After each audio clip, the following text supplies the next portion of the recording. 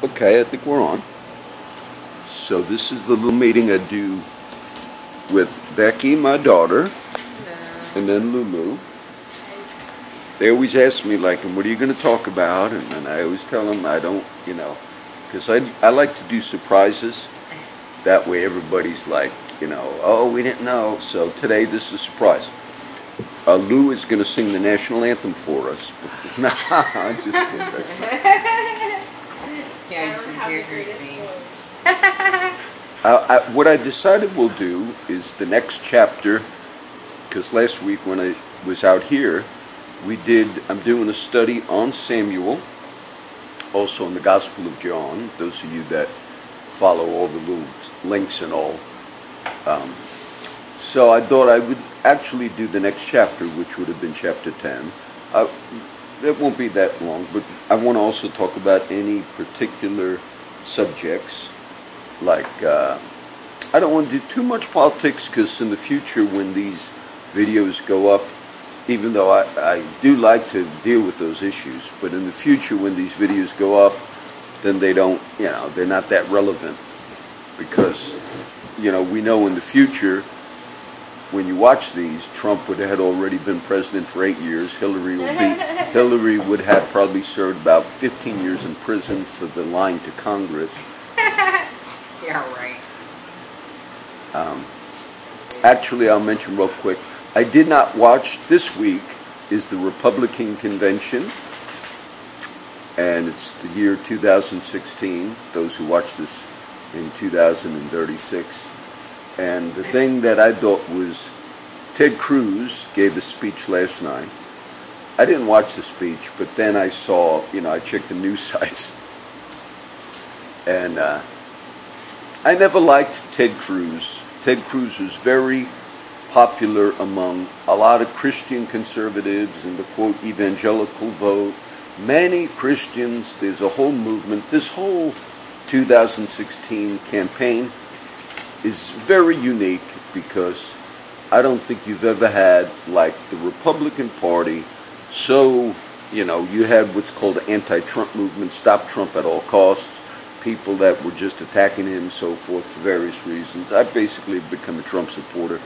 But, I think a lot of it's hypocrisy. Like, how could you ever... There are men like Mitt Romney and others that say, it would be the destruction of the nation, it would be the worst thing ever. Let me say something. There are actual things. I'm not anti-President Obama. I pray for the president. A lot of people are not aware. I'll make you aware. There are liberal legal scholars, meaning there are legal scholars who are normally would be a huge supporter of President Obama. And they have come out. I'll give you the name of just one, Jonathan Turley. But I could also mention Alan Dershowitz, who is a legal mind. These are liberals. These are Democrats. These are people that would be very happy to have a Democrat in office. Jonathan Turley has said over the last few years, these are things that don't make the big media, they're not as exciting. But he said that he believed that President Obama actually is leading to a constitutional crisis. Oh, John, that's some conservative saying that. Why did he say that? In brief, when presidents and Congress, regardless of their party position, I had no idea I was going to mention this, when presidents and Congress argue and fight, which happens, okay, no matter who's the president, if he's a Democrat, he's going to have problems with the Republicans in Congress. If he's a Republican, he's going to have problems. And this is why these are like big issues. During these fights, the president and people that support him, they felt like Congress is just not working with us. Maybe so. But what he did, this is the big things, I think, that don't make the news as much. He did many executive orders. And executive orders are simply the president has limited power. The reason we have limited power for our president in this country is because of the way our country was established. Basically trying to get away from the king, the King of England.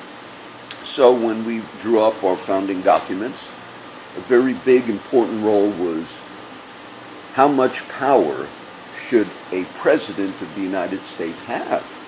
And we were very limited in that power, okay, because we didn't want to have a so-called king. And I'm not saying Obama is trying to be king at this time. But when he started doing certain this is one of the things a president can do on his own, make executive decisions saying, I'm just going to make a decision. Regardless of your opinion on illegal immigration, the president wanted to try to make a more fair, reasonable immigration policy. I live in an area where even Lou's mom is not an illegal immigrant, but as a resident of the United States, I guess your mom's not a citizen, Lou, an actual citizen. So as a resident here in this part of the country, you have various, legal immigrants requirement, whatever, green card. And then they just changed something because I was here last week and we were going to help and I forgot what it was.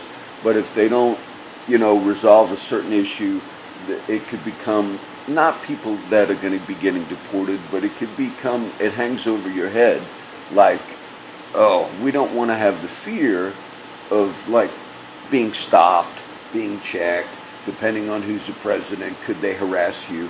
And I know a lot of conservatives don't really identify with that. Say if you had all throughout the country, but in this part of the country, you have kids that were brought here, maybe that when they were a year old, they don't, Mexico is not their home country, or even wherever they're from. And then when you have these things hanging over some of these kids' heads as they get older, they go to high school, they grow up here, they don't want to have the fear of possibly being deported, depending on how the laws are going to work. So that's a real fear. So what the president did, Texas has played a role in this. So this will be the one example, and then we'll talk. What the president did was he couldn't get immigration reform passed the way he liked. So he did what's called an executive order, okay? And he basically said, I'm going to change the rules in a certain way, and it's going to basically allow him, in a way, to write law. That's what the critics said. The Republicans in Congress said, you can't do this on an executive action. Executive action, when the president just says, I'm doing a certain thing, those are limited in scope. You're not supposed to, do such a broad thing. Now, the president, who is a lawyer, President Obama's a lawyer, he did it anyway. Why would he do it? Did he think that what he did was really right and was going to pass? I don't believe he thought that. And why do you say that, John? Because the courts ruled against him. And on some of the rulings, I'm not sure if it was this particular one, some of the rulings that he did, executive actions when he was in office, the Supreme Court ruled 9-0 against him. Right now, the Supreme Court only has 8 justices on it because Judge Scalia died in Texas about a year ago. So you got 8. But when you have a president that's a lawyer, okay, and he says, I believe my action, the executive orders, is legal. And when the Republican Congress says, you're kidding, you're not supposed to do that, how do you know who's really right? When the Supreme Court, which usually includes a split court, right now there's 4, quote, conservatives and 4 liberals, okay? And normally that's the way the courts usually go. Sometimes you have 5 liberals, 3 conservatives, back and forth. Justice Kennedy's a swing vote. Ruth Bader, should I talk about the court? Ruth Bader Ginsburg, a lady that's been on the Supreme Court for a long time. She gave some interviews a few weeks ago. She should never did. She said stuff like, I don't know how Donald Trump is getting away with not releasing his taxes and on and on and on. Look, that's political. You're not supposed to be political. So the court right now is for Stephen Breyer. Who's this? 8 of them. Justice Kennedy, Ruth Bader Ginsburg, Clarence Thomas, conservative, the Chief Justice John Roberts, and so it's divided. But there's 8 justices, and they ruled when Scalia was still alive. They ruled 9-0 against the president on some of his executive orders, which would mean what? He's a lawyer. The president's a lawyer. He should have known ahead of time. Then, before he did those, why did he do it then? Does anybody know? Why did he make a decision, President Obama, if he knew, he had to have known, that some of them were going overboard?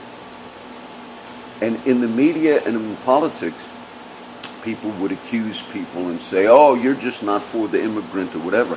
No, that's why the liberal lawyer Jonathan Turley, who teaches law, said, look, the president is leading us to a constitutional crisis because he's trying to push the limit where a president will start overreaching his bounds. The reason he did that was political. He should never have done it. The only way Congress, at the time, the majority leader was John Boehner, because the Republicans have the majority, have the majority in Congress. John Boehner is no longer in charge because he stepped down, John Boehner, and it's Paul Ryan, the leader of the Congress, because Republicans are in charge. But the only way you could stop the president when he makes an order like that is you have to sue him. Congress has to take legal action. Now, normally, if a Congress actually takes legal action against the president and goes to the courts, that normally is very negative on the Republicans, or if Congress does it. Why? Because the average Joe and Mary watching TV are like, well, the president wants to do a good thing, maybe so, and the president wants to help the immigrants, maybe so, I'm for that. And the average person watching TV says, and look, he tried to do it, but what he did was not legal. He tried to do it himself. You can't do it yourself. But the average person, and then they'll see, and Congress even sued him. Those bastards, those Republicans. But he should himself have not played politics with it. Because everything I described to you, he knew. He knew he overstepped his bounds. Why? I just told you. In some of these executive orders, even the 4 liberal Democrats on the Supreme Court also ruled against him. That's unheard of for any president to do. So that's big, because that really challenges, are you starting to overstep your constitutional authority in order to play politics? Maybe you think it's right to do it, but those are the real things, not the other silly things. And I thought Ted Cruz was a crybaby, because in the speech last night at the Republican convention, I read everything, I didn't watch it. He basically he didn't support Trump, and it's basically a convention for his nomination, and he's gotten a lot of flack for that. But the big issues don't usually, that's a big issue which I just described, because that would have allowed, if he got away with it, President Obama, then you might get a real ultra-conservative, or you might get Trump, those of you who hate Trump. And if you let people make their own decisions like that as president, then you're challenging the rule of law. And the courts agreed. And Texas played a role, because the judge in the immigration executive action, the judge that ruled against him, they sued, the state sued the president, and Texas did, and he came out of Brownsville. I think his name is Judge Hayden. But it was a judge in Brownsville that halted the order of the president, and then it went all the way to the Supreme Court. He thought he'd win. This court split. 4 for him, 4 against him, so it's dead. It didn't happen. We won. All right, that was just a little politics. Any stuff that you guys wanted to mention, Becky? I mean, this is like, I do know some more news on the detention center that we spoke about. I heard something about it, but I wasn't really too sure what was going on with the detention center. The only recent thing that I've heard as far as corruption is that the female cop that was in Alice, apparently she was dating an ex-felon. Oh, I didn't hear that. So they started investigating her seeing whether or not she was giving him information he wasn't supposed to be having. Oh. And she went ahead and resigned like the other day. And it's been like investigating. I think they've been investigating him for like 2 months now. And so she finally just went ahead and resigned. So I was like, yeah, that's kind of crazy. And you know, I'm very open-minded, very accepting. And it just shocked me when you mentioned it because I didn't even know there was such things as female cops. But yeah, she had been with the department for about 10 years, and she just started recently dating this guy. So, you know, she was a good cop prior and whatnot, but I guess they may have gotten, something must have been going on that they don't make public as far as if he knows information or not about certain cases that he shouldn't be knowing and whatnot. But yeah, so what about the detention center? I had heard they're going to be moving it to Duval County. Yes, the detention center is something that we discussed a few times because when I come out here to the ranch, we try to talk about social justice issues as well as whatever else I teach. But the Catholic Church, by the way, in the Corpus Christi is the cathedral city, so the diocese of all of the little Catholic parishes in this area, the main bishop of Corpus Christi, who is Bishop Mulvey, he is like the leader for the church of this whole region. So when they tried to open up a detention center for immigrants, the Catholic Church's position is the detention centers are not good because in the past when you had illegal immigration, even families, mothers and kids, if they managed to come through the border, they managed to make a life, and then if they challenge the law, and that's the whole immigration we're discussing. But what's happened, and this has happened under Obama, but what's happened is they built detention centers over time. We had some down on the border of Mexico and Texas. And these detention centers, the parents are in there with their kids and the young kids, and many of them are like living in, prison. And we've never really had that type of thing before. We either had people that would get caught coming into the country illegally, and maybe you deport them, but some would make it in. For the most part, if people were not considered real criminal and so forth, we have so much of an open border here, especially in Texas, because it's a big immigration state. So the Catholic Church's position was, we just don't want the detention centers because they're run by private companies. It gets into the whole issue of like private prisons and all, and they don't want it. So the one they were going to open in one of the little counties right here, that people fought against it, and Bishop Mulvey, the Catholic leader, also was against it. Another county picked it up, which was Duval. Duval County is the county in the past that had George Parr, famous for corruption. I mentioned that before. But Duval County decided they're going to open it up because they basically want to get these little areas here in South Texas, if they can get any boost to their economy at all, even if it's like providing jobs at a detention center. Most little towns are for that because we've had a very bad time in the oil industry and a lot of the towns are suffering. But Duval County decided they're going to open it up, and Bishop Mulvey this past week sent a letter to them and saying we would request, but they're going to do it anyway, and so it's become another issue. But as far as I know, Duval County is going to open up the detention center, but the church, the Catholic Church does not want it. Let's see, do I have any more? Any other things? What did I write? I talked about the speech. Okay. Said something about rain.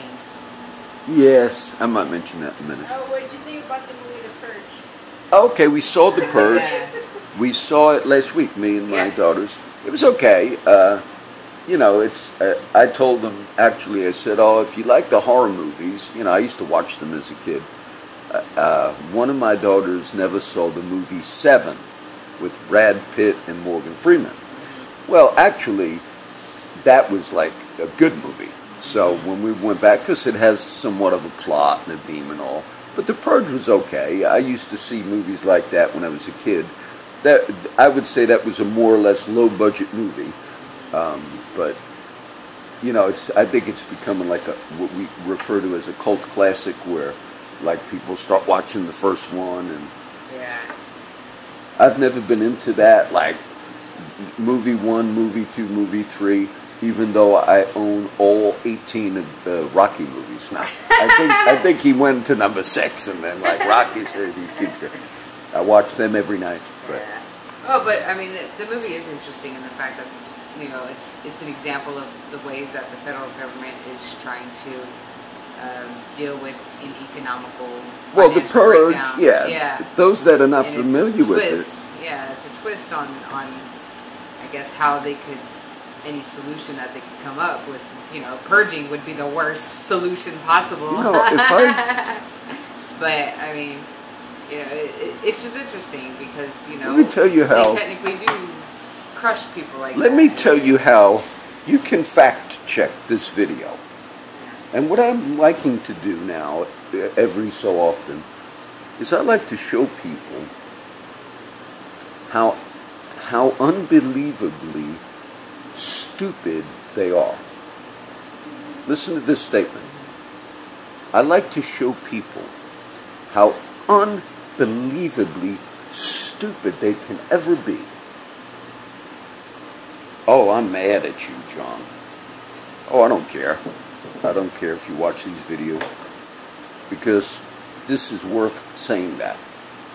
And I've taught it before, and just the other day, one of my friends who's pretty knowledgeable, he wasn't aware of it. Why do you say that, John? I'm going to tell you a true story. Everybody knows who Adolf Hitler is, okay? I'm going to talk a little on this. I don't think, who would support Hitler today? Look, I got some friends that are in certain groups that maybe they would, okay? There's somewhat of a debate, like, believe it or not, amongst them, but I don't think anybody would support Hitler. Now look, Hitler was, all of the geniuses and brains and scientists and everything really came out of Germany, out of Hitler's Germany, okay? Even some of the liberal theologians and so forth that you hear me talk about, Karl Barth, even though, but the German institutions, a lot of the more advanced thinking came out of that time period, 20th century, during the period of World War II. But Hitler, if you go back to the 1800s, you had the famous scientist by the name of Charles Darwin. And there's a lot of controversy over Charles Darwin. Charles Darwin is famous. He didn't come up with the idea of evolution himself. There were others that had that. Historically, there's a question of whether or not Darwin stole the success of the theory of evolution from somebody else. That's actually, debatable, okay?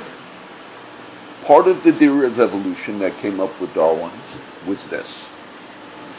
I won't do everything on it, but basically, the famous book called The Origin of the Species, he was saying, because Darwin went on a trip to the Galapagos Islands. I forget the name of the boat they went on and all. This is part of it.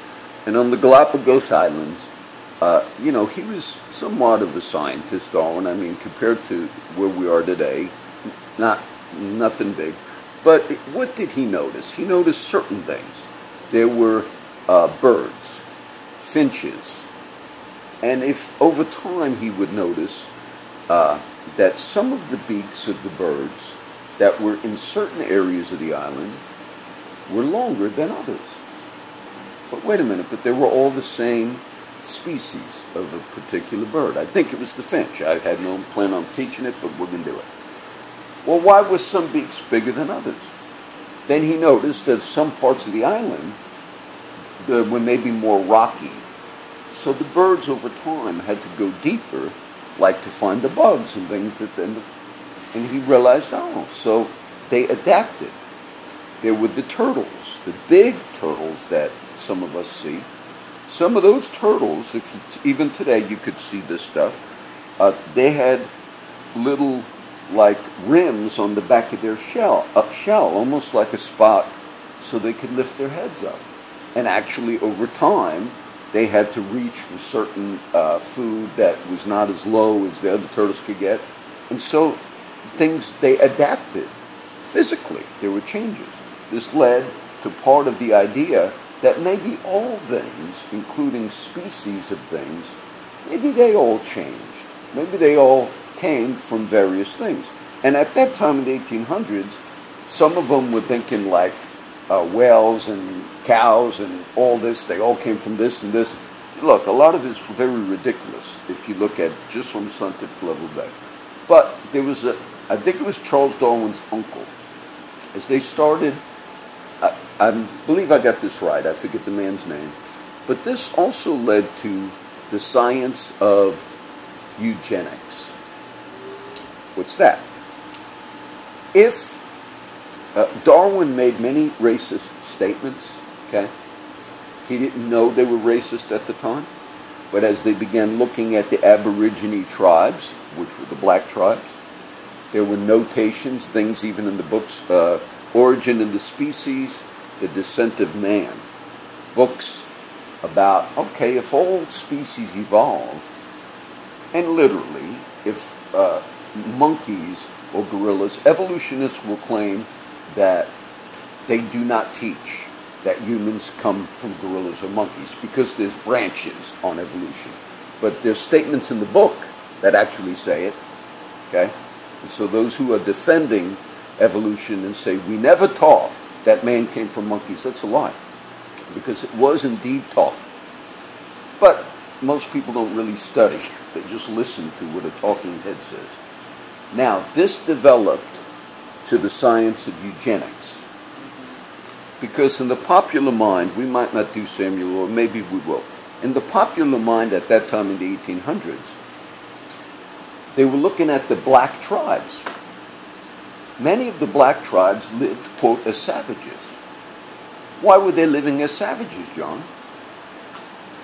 If you are growing up without opportunity to learn, to be knowledgeable, and you're literally living in the brush for your whole life, isolated from advanced society, as advanced as it might have been back then, the white Europeans looking at, okay, we're going to look at everything. We're going to examine humans. And if you have in your head that all humans eventually evolved from the lower forms, which was taught, what would you think if you saw some of these Aborigine tribes, some of the people, Darwin and others said, both in their appearance, in their intellect, in the way they smell, it's quite obvious that they're closer to the monkey than the white European. Now this is taught. This was taught. And all these liberal people that are so for human rights, what did this develop now? You got to understand, if you're starting to believe that all human beings start, first you had animals, and over a very long period of time, we evolved, regardless of the debate on, oh, what branch did you evolve from, okay? What are you going to think when you see the Aborigines, the black tribes, and some of them had no opportunity of education, and there were notations that Darwin and many of the people at that time wrote in the books and everything that said it is quite obvious that these blacks are not as human as these whites. And I'm telling you, people that deny that, you're denying exactly what was going on in the debate.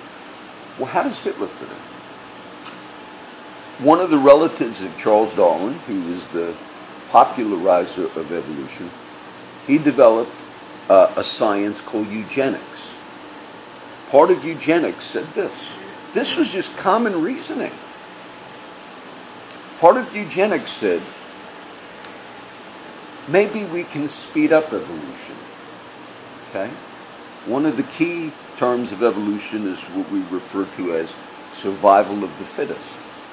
Meaning, Darwin and the others had to debate, well, how come certain species survive and some become extinct over time? It's called survival of the fittest. It's a big debate whether it actually takes place in our bodies today in certain genes and so forth. Well, if survival of the fittest simply meant the strong survive, And you also saw this in the thinking and the philosophy of Freud and men like Nietzsche and others who are what we refer to as hedonists. Not only hedonists, but nihilists. Okay? I don't know if I'll do singing. Hedonism and nihilism, which was philosophies that were coming up during the same time of the evolutionary ideas, they began saying, wait a minute. They were rejecting Nietzsche and Freud and others. They were rejecting belief in God completely. And they were openly saying, okay, that in the field of thinking, forget about the whole idea of human value that people are, quote, created in the image of God. They were saying a lot of, Freud particularly said, a lot of the problems of men are these moral ideas that there's a God, that religion, church, laws, that's what's causing all the problem with people. If everyone did anything they wanted to do, they would be okay. This is all developing at the same time now, okay? You're talking the 1800s, at the beginning of the 1900s. What would you then begin to think? Okay, if the stark reality is, this is what nihilism is, if the stark reality is there's no real purpose or cause or design for man, which we call, when we study cosmology and arguing for God, teleology is a term that everything, do things have an end or a purpose? Is everything out there with the design and plan? But if you're rejecting all that, nothing really matters. It's just a body. If I put a bullet through a human or through a dog, it's all the same. This is common. Eugenics began to say this. Let's speed up evolution. How? How do you speed up evolution? Let's get the weaker races. Let's get the handicapped, the mentally disabled, and let's kill them. Hitler practiced that. People are not aware that Hitler also, not just his rage against the Jews, which he felt to be inferior, though he himself was not the, quote, Aryan race that he felt he would promote, the white European race, but it was an ideology or a mindset that said, the stark reality is, why are we allowing these disabled people, these mentally disabled people, physically disabled people, why are we allowing them to live? If all that we're learning now, and everything I said for the last 20 minutes, if all we're learning now is the stark reality is the survival of the fittest, why are we waiting for the lesser people groups to die off over generations, and generations? Eugenics would say, let's get rid of them now.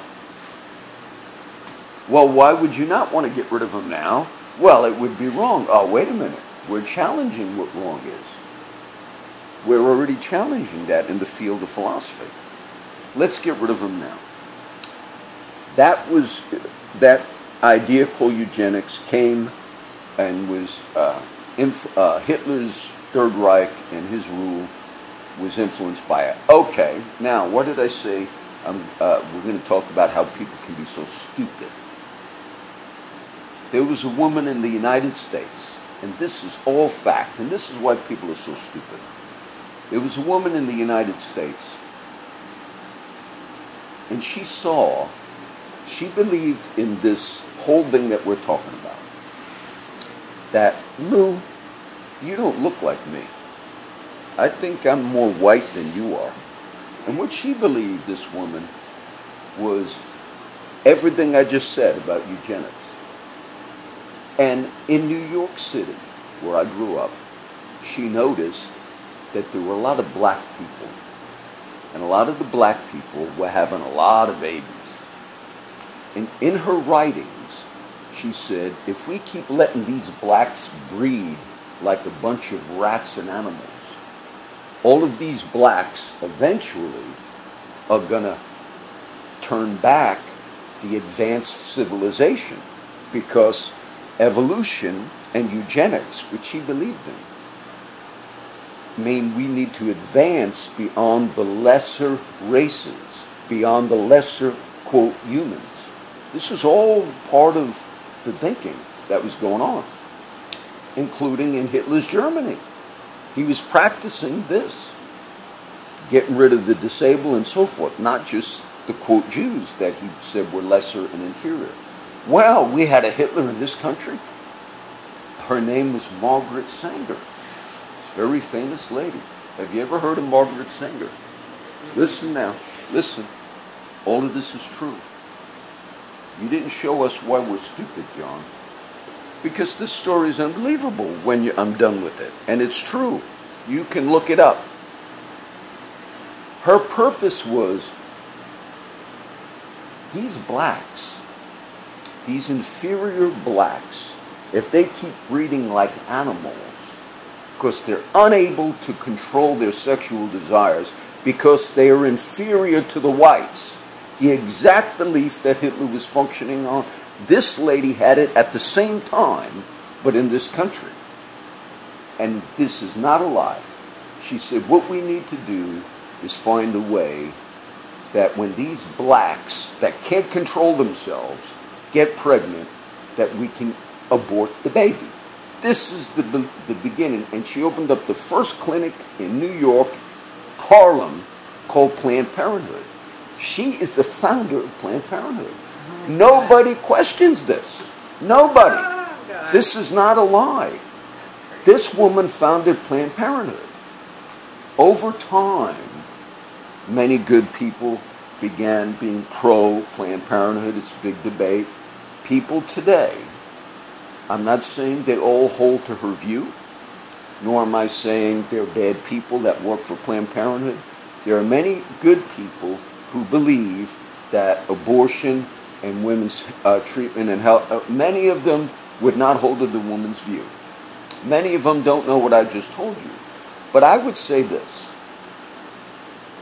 If you actually were part of an organization whose founder talked about you as rats, unable to control getting pregnant because you're an inferior race, and the reason she started the movement was to get rid of you black rats, you're stupid if you, as a black activist, are fighting for the rights of Planned Parenthood, because that's like a Jew fighting to idolize Hitler, in my view. And there are some blacks that are very aware of what I just told you, and they say the same thing. They say, did she accomplish her goal, John? Look at the statistics. More of the minorities are aborted in the Planned Parenthood. And I'm not telling you the people that work for Planned Parenthood today believe in that ideology, but I'm showing you, who would have ever believed, if I told you 100 years ago, that in the 1900s, some woman who wants to get rid of blacks, it's in her writings and everything, she spoke about them that way. I explained to you why people started thinking that way. Eugenics, let's get rid of the inferior race. We got to do something if these blacks keep breeding. And the first one, if I got it, I know it was in New York, but I believe it was in Harlem, because she said we got to open up the clinics to stop these breeding of rats, and let's stick it right in the middle of where all these rats are breeding. How could you even support that? That's stupid.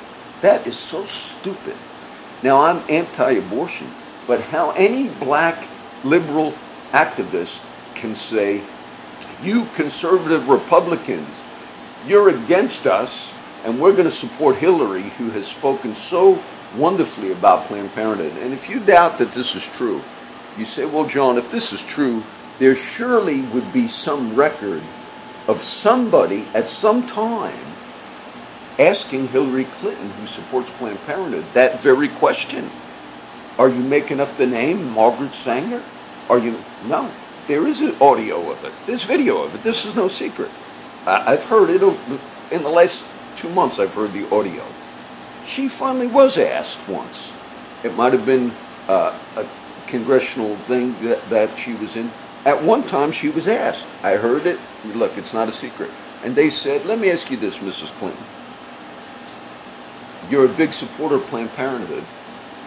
What do you have to say about the writings of Mrs. Sanger? Which they read some of what I just told you. And this was Hillary Clinton's response. She's aware of it. Anybody's aware of it that's aware of Planned Parenthood. She knew someday she'd have to have a response. And she said, well, Margaret Sanger was a good woman, but she held to some ideas that I disagree with. But just because she had some ideas I disagree with, it doesn't mean that what she started with Planned Parenthood in her concern for women's health was wrong. So Hillary's response was, I support all the good things that Margaret Sanger believed and said. But the response would be, what about if I asked you that question about Hitler? I mean, if I asked you the question, Mrs. Clinton, you do understand, Miss Sanger, you might say you disagree with some of her beliefs, but the whole purpose in her mind for founding the movement was to eliminate these breeding blacks. You'd never get away with saying, I support some of the good things about the KKK, but I reject the bad things about the KKK. You'd never get away with that. But that was her response. So that's why I think people are stupid. Because if you're a black person, you say, well, John, I'm a black person and you got me mad. Good, be mad. Because that is so ignorant. You should be protesting against the ideologies that that woman had. The way she spoke about black people, breeding like rats. We got to do something about it. And we're doing it not because we care for the blacks, but because if they keep breeding, they're going to outbreed us.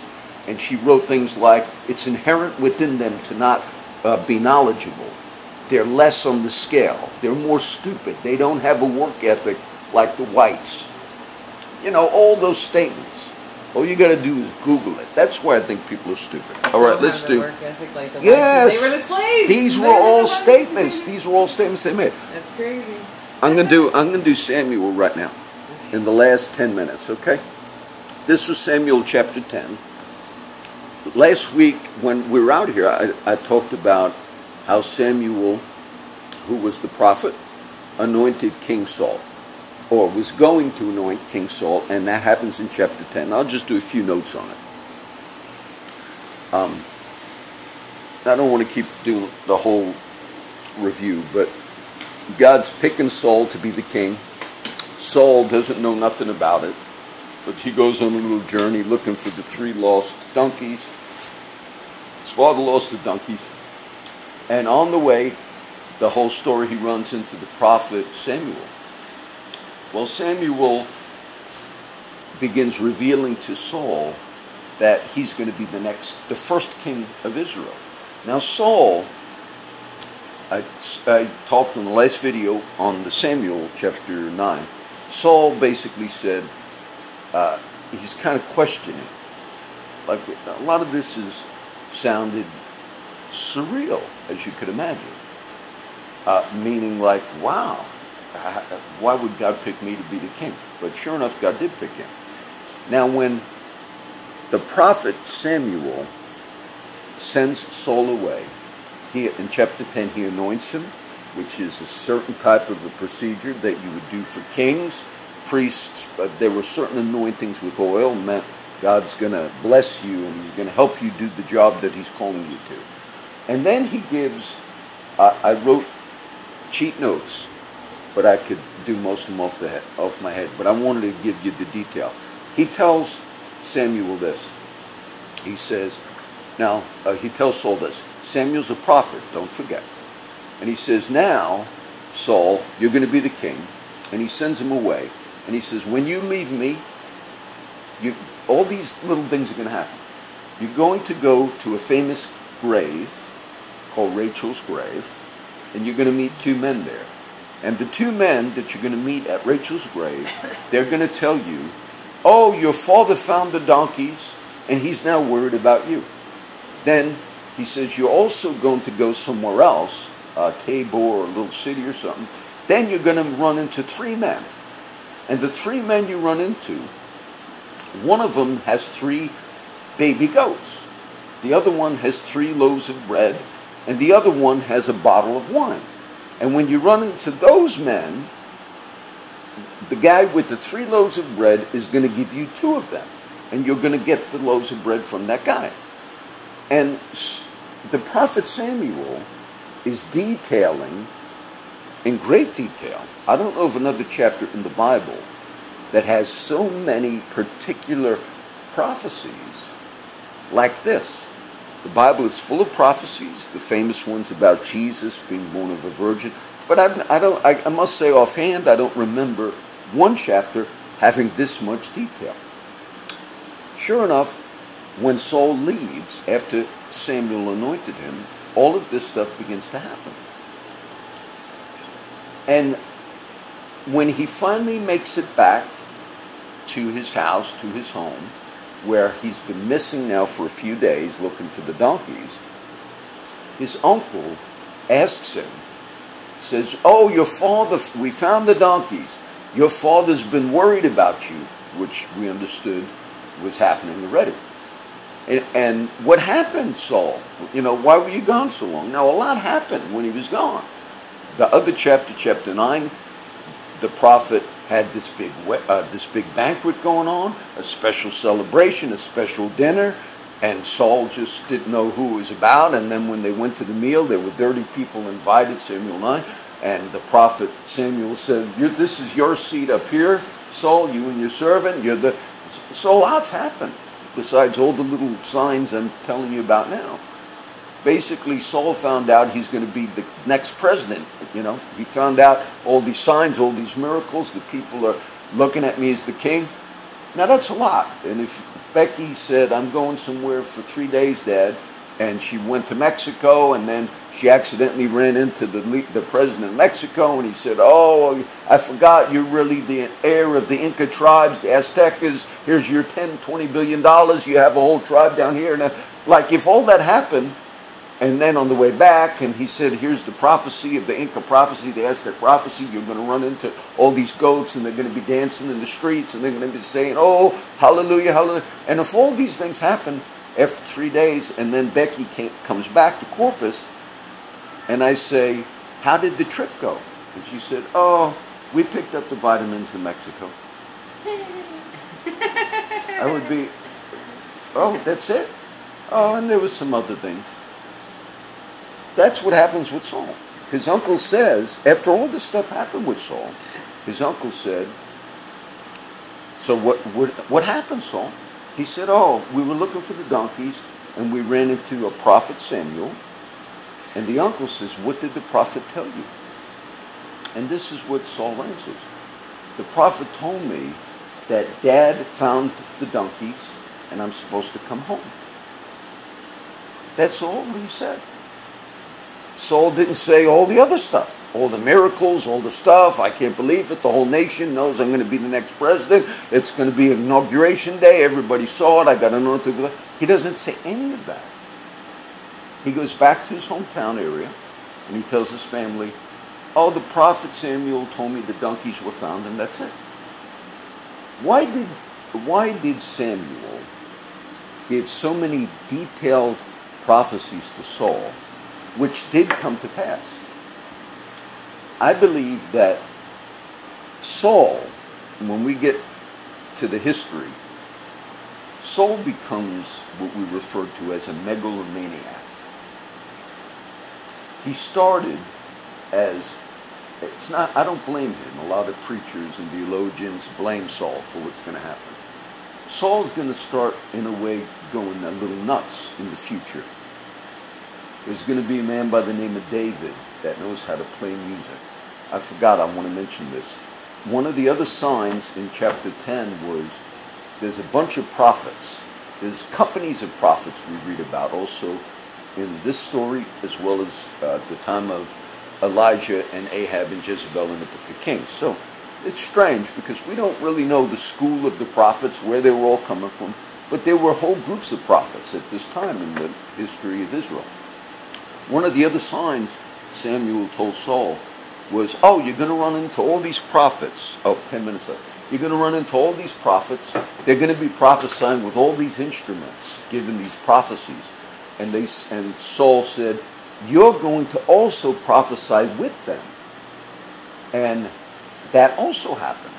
And even the people that were around who knew Saul, because they knew who he was, they even started saying, "Is Saul among the prophets?" There's a whole bunch of signs that were happening this day. It was like a little saying that started going around. Oh, and all these things, Saul's prophesying. All of this was going on. But yet when the day came that everyone was going to know who the king was, don't forget, Saul's uncle, Saul's father Kish, all the family, everybody in the whole nation knew that God was going to give them a king. It's just nobody knew who it was going to be. So they were all waiting for a king. Just like at the time of Christ, everybody was waiting for a Messiah. They just, who's it going to be? So it was a big deal for Saul to have all this happen, for him to be picked. And when the day came, they start calling each tribe, and Saul was from one of the tribes called the tribe of Benjamin. And we're going to get this one, and we're going to get... Now, Samuel knows who it is. The others that saw what happened at the few incidents, but all the country doesn't know yet. They say, where's Saul? Of course, he knew they were going to pick him, they were going to coronate him, he was already anointed, and it says he was hiding among the stuff. He was hiding. I think Saul, God gave him all these detailed prophecies in this one day.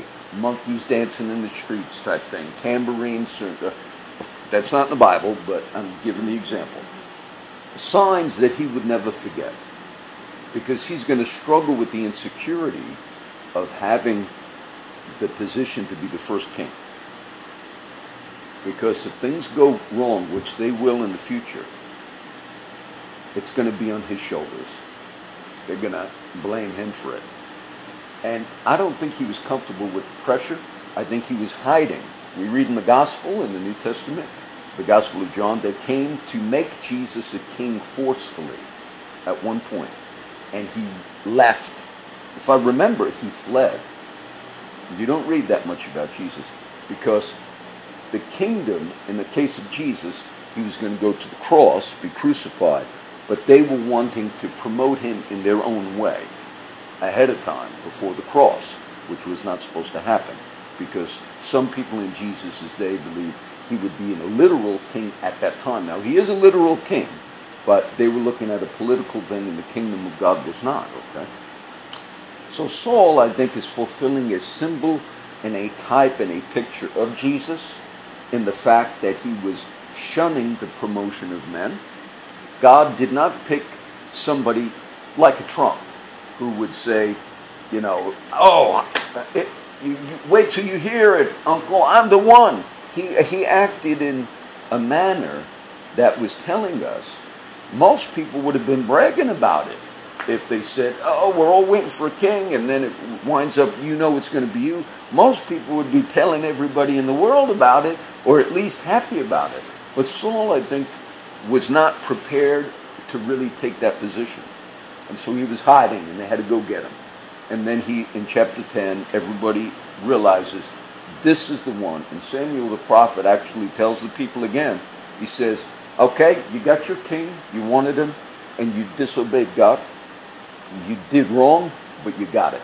God gave him your king. Because when they initially asked for the king, Samuel rebuked them. Said, look, you're not supposed to have one, but God gave them one anyway. A couple of quick signs before I run out. 7 minutes left. As I'm reading Samuel, what I try to do is, as I read, I see pictures, symbols from Jesus and his story in these stories. In the New Testament, we have a famous story about a famous gravesite and two men. In this story, you had a famous grave called Rachel's tomb, and one of the signs was he would see two men there. And in the New Testament, when they came to the tomb of Jesus, there were two men. But the Bible says they were angels. So you have the two men or the two angels, and you have the famous tomb. But in the case of Jesus, it's empty because he was risen from the dead. What were the things that these men were carrying that Saul ran into?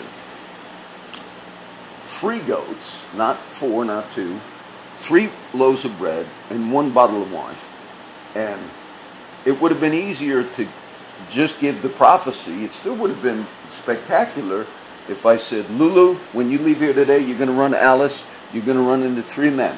One's going to have 3 tacos. One's going to have 3 beans and rice. One's going to have, some wine. And then if I said, and when you meet them, you're going to eat some tacos, you're going to have some wine, you're going to have some chips. And if all that happened, that'd be pretty good. Your dad was right.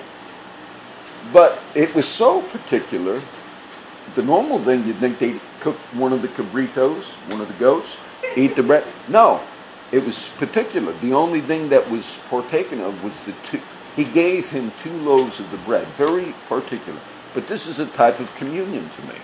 Because in the Old Testament, bread and wine, we read about it in other, I don't have time to do it, but you have this in Melchizedek, priesthood, and those of you that read the Bible are aware about the bread and wine. Bread and wine represent in the New Testament the body and blood of Jesus. So Saul's running into somebody that has what? They got bread, they got wine, but they don't have lambs, which would have really been a good symbol of Jesus. They did have lambs in the Old Testament, but whenever you see a ram or a goat, that's actually still a symbol. It's not a symbol of the Lamb of God, but it's a symbol that there's a lamb coming. Because in the story of Abraham, when God said, Genesis 22, when God said to Abraham, I want you to offer up your only son Isaac, which was an example of Jesus being offered on the cross. When Abraham took Isaac, it says they took the wood, they took the fire. But when they went up on the mountain for the sacrifice, Abraham was going to sacrifice his son, Isaac. And Isaac asks his father, we have the fire, we have this, but where's the lamb? Now, only Abraham knows that he's supposed to sacrifice Isaac on the altar. And Abraham's answer is, God will provide himself a lamb or a sacrifice. But when they get to the place where he's getting ready to kill Isaac, can't do it all now, God says stop. And they find in the little bushes in the thicket a ram, not a lamb. Meaning the ram was used, but that's a symbol saying the real lamb is still going to come. Because when Abraham says God will provide himself a lamb, Jesus is the future Lamb of God. So in the 3 men that Saul ran into in chapter 10, I believe it's a type of communion, a type of the sacrifice of Jesus, looking forward to it. Because they had the goats, and when you have like a ram or goats or whatever, that's a sign of saying there's a sacrifice to come. So I do see a lot of the symbols. And I wrote, I don't know if, he told them to wait. Samuel the prophet told King Saul, there's a lot of little towns and stuff mentioned right in that chapter. I won't do it all. But he said, I'm going to come down and we're going to do a special sacrifice. This is going to be a big thing what's happening with you, Saul. But he says to Saul, wait 7 days for me. See, kings were not permitted to function as priests. There's an exception with King David, but I can't do all this now. So in that economy, in that government at that time, when you're anointed as a king, you have a certain role. When you're anointed as a priest or a prophet, you have a certain function. So now Samuel functions as a prophet-type priest person. He's allowed to make offerings and sacrifices to God. But the king is not supposed to be doing that. So right in the beginning, on the beginning of his coronation day, we got about a minute and a half left. Saul is told one important lesson. You wait before you make any priestly sacrifices. You don't do them without me being there. And that's right in the beginning of his kingship. Why? He says, wait 7 days. You've got to learn this lesson, Saul, because there's coming a day in the future when we get to those chapters where he's not going to wait. Things are going to go haywire for Saul. He's going to hire a kid that plays music for him, because in this chapter, the music for Saul was a gift where the prophets were playing music and everybody, and the spirit of prophecy was on him. And one day he's going to hire a young boy that is a great musician, and that boy's name is David. And eventually David becomes the next king. And Saul's going to try and kill that man, his own, like a son to him. This is what's going to transpire. And one of the mistakes King Saul will make when he, like the king of Turkey, Erdogan, who I'm not a supporter of, who is cleansing all of his opponents in Turkey right now. He's jailed like 9,000 people, judges and all. So Saul had to learn a lesson. It's almost over. He needed to learn a lesson of patience, and right in this chapter, God was going to give him that lesson, meaning wait. All right?